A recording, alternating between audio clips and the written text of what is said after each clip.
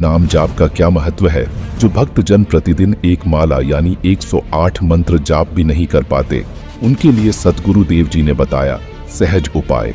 कैसे करे हर रोज मंत्र जाप, अवश्य जानिए। और जो आपको प्रथम मंत्र दिया जाता है वो इन कमलों से हमने बरी होना है, इनसे नो ड्यू सर्टिफिकेट प्राप्त करना है।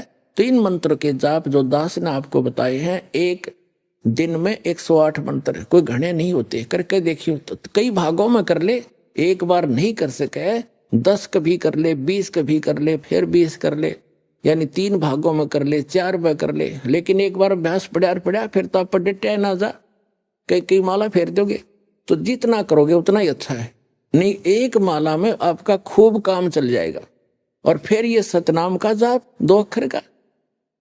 कई भ्रमित हो जाते हैं क्योंकि ज्ञान तो रहा नहीं हमें, छोटे मोटे 10 20 100 200 चेले बना रहा है, वो फिर उनको भ्रमित करने के लिए कह देता है कि पहले मंत्र में भी वही नाम है, सतनाम में भी वही मंत्र है।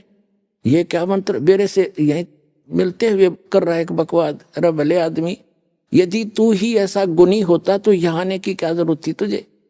अपन आत्माओं जैसे एक लड़की के पिता का नाम हरि सिंह और पति का नाम हरि सिंह, तो हरि सिंह उस नाम से नहीं, वो किसका मंत्र है। अब जब उसको पूछेगा तो किसकी बेटी है, हरि सिंह की, तो वो कहाँ उसकी सुरती जाएगी अपने पिता पे। और फिर कहेगा, पूछेगा आप किसकी पत्नी हो, हरि सिंह की।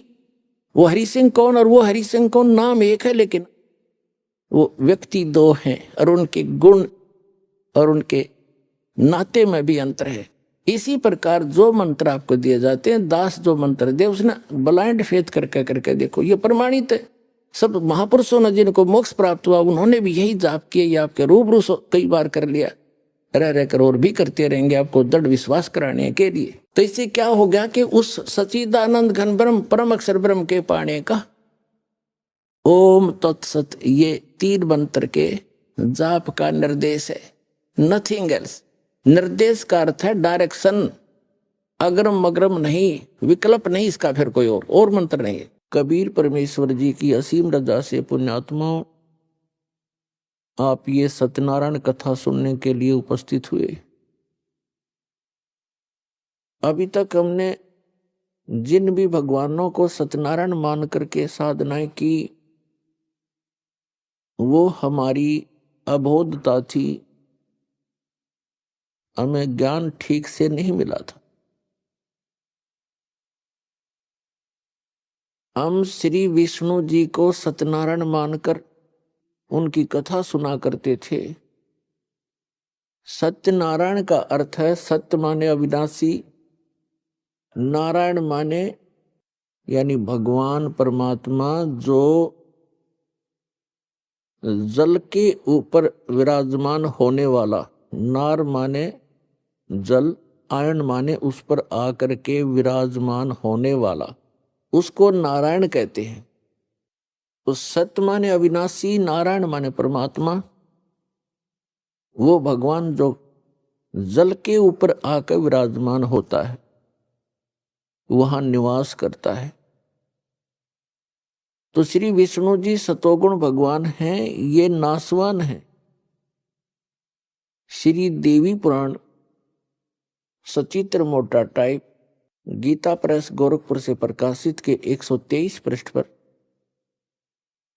उसमें स्पष्ट लिखा हुआ है, विष्णु जी कहते हैं अपनी माता दुर्गा से कि तुम शुद्ध स्वरूपा हो, ये सारा संसार आप ही से उद्भासित हो रहा है, मैं ब्रह्मा और शंकर आप ही की कृपा से विद्यमान है। हमारा तो आविर्भाव माने जन्म और तिरोभाव मीन मृत्यु होती है, हम अविनाशी नहीं। तो हमने गलती से इस चतुर्भुजी भगवान विष्णु जी को सत्यनारायण मान लिया, हमारे धर्म गुरुओं को ज्ञान नहीं था।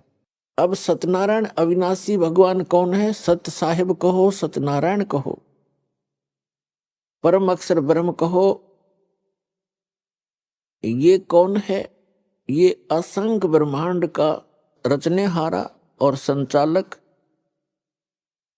इन सब का जनक है। वो कौन है? उसका शुभ नाम क्या है?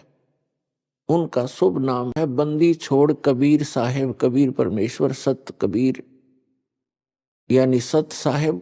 सत साहेब तो उसकी उपमा है, उनका गुण है, और वास्तविक नाम उनका है कबीर परमेश्वर। वो कौन है? जो काशी के अंदर 120 वर्ष तक एक जुलाहे की भूमिका, दानक की भूमिका करते हुए पूरे विश्व को ज्ञान प्रदान किया करते थे। वो परमात्मा सत्यनारायण हैं, सत्य साहेब हैं। पुण्यात्माओं, ये ज्ञान कहां से हुआ कि ये सत्यनारायण है? ये ज्ञान इस दास को कैसे हुआ? परमेश्वर की एक वाणी पढ़ी कबीर भगवान की कि वेद मेरा भेद है, मैं ना वेदन के माही, और जौन वेद से मैं मिलूं ये वेद जानते नहीं। ये चारों वेद मेरी ही महिमा का गुणगान कर रहे हैं, मेरी महिमा बता रहे हैं, लेकिन इन वेदों में वर्णित विधि से मेरी प्राप्ति नहीं हो सकती। इनसे हटकर एक और वेद है जिसको सूक्ष्म वेद कहते हैं, जिसको तत्व ज्ञान भी कहते हैं। उस वेद के अंदर मेरे पाने की विधि है और उसका ज्ञान इन वेदों में किसी में नहीं। तो यहां परमात्मा ने कहा है कि वेद मेरा भेद है और मैं ना मिलूं वेदन के माही, और जौन वेद से मैं मिलूं वो वेद जानते नहीं। इसका प्रमाण कहां है? श्रीमद् भगवत गीता अध्याय नंबर 4 के श्लोक नंबर 32 में गीता ज्ञानदाता कहता है कि अर्जुन, जो अभी आपने सुना श्लोक 25 से लेकर 31 तक कि कोई तो देवताओं की पूजा करता है, कोई हठ योग करता है, कोई तीक्ष्ण व्रत रखता है, अहिंसावादी बनकर घूमता है, कोई स्वाध्याय करते रहते हैं, कोई केवल योग अभ्यास करते हैं, कोई प्राणों की श्वासों की गति को आते जाते देखते रहते हैं। ये सभी साधक अपनी साधना को पापनाशक जानते हैं, इसको अच्छा मानते हैं, तभी तो वो कर रहे हैं। जब उनको ज्ञान होगा कि साधना ठीक नहीं है तो तुरंत त्याग देंगे।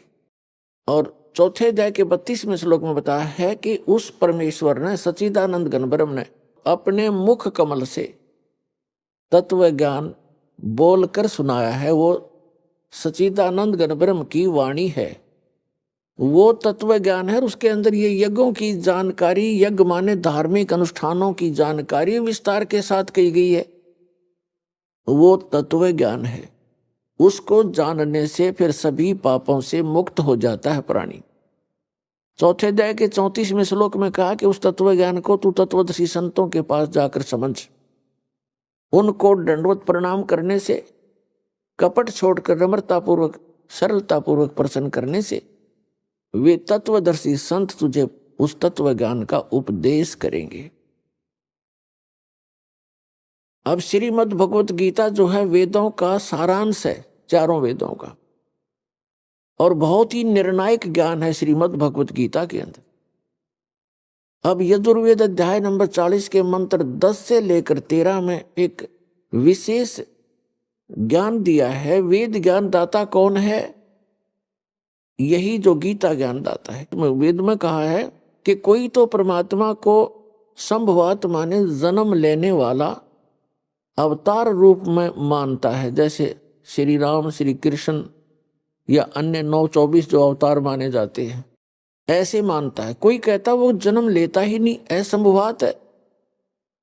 इसकी जानकारी तत्वदर्शी संत देते हैं, उनसे सुनो। इससे सिद्ध हो गया कि वेद में वो ज्ञान नहीं है। यदि वो कंप्लीट ज्ञान होता तो ये श्लोक, ये शब्द वेद में नहीं होते। और इसी का सारांश श्रीमद् भगवत गीता है, और श्रीमद् भगवत गीता अध्याय नंबर 4 के श्लोक नंबर 34 में भी यही कंसेप्ट क्लियर किया है, यही स्पष्ट कर दिया है कि वो तत्वदर्शी संत उस तत्व ज्ञान से परिचित हैं, उनसे पूछो तो गीता के जी के अंदर भी वो ज्ञान नहीं है। वो सच्चिदानंद घन ब्रह्म ने जो अपने मुख कमल से बोला वो तत्व ज्ञान है, वो सूक्ष्म वेद है, और उसकी जानकारी इस दास के अतिरिक्त इस विश्व में किसी के पास नहीं है, क्योंकि उस परमात्मा ने स्पेशल इसी काम के लिए भेजा।